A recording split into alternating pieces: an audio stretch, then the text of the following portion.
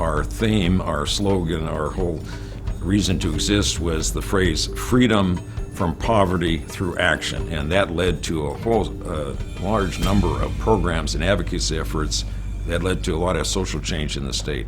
If you're just doing advocacy but you're divorced from the actual direct services to real people, it lacks something. So we work to have a lot of actual direct services for people in need, but also then use that experience to then advocate for changes overall in the state of Washington. My dad and mom grew up in Roslyn, Washington. My dad, in the Great Depression, literally was working in the coal mines in Roslyn at age 12. So basically, we thought FDR was a god because he stood up for working people. And so consequently, FDR had a four freedoms notion. And one of those was freedom from want, which essentially is freedom from poverty.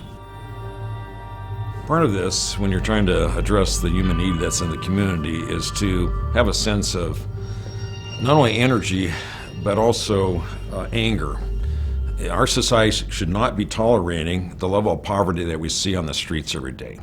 So therefore, that anger can be turned into a creative energy to do something about it, instead of just saying, oh, that's terrible, let's have a little bit of charity.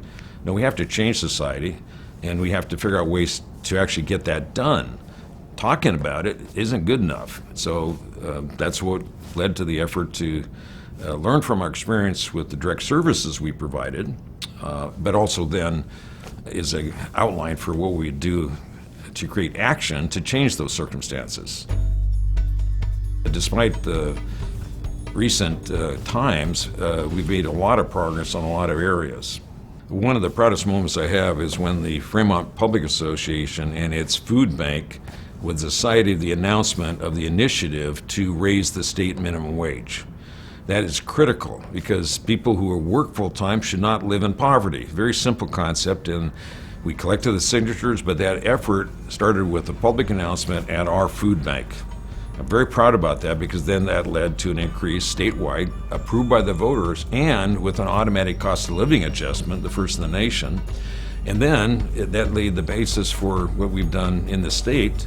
In comparison to other states, we are leading the nation right now with the highest minimum wage, and that's the right thing to do. People who work should not be poor.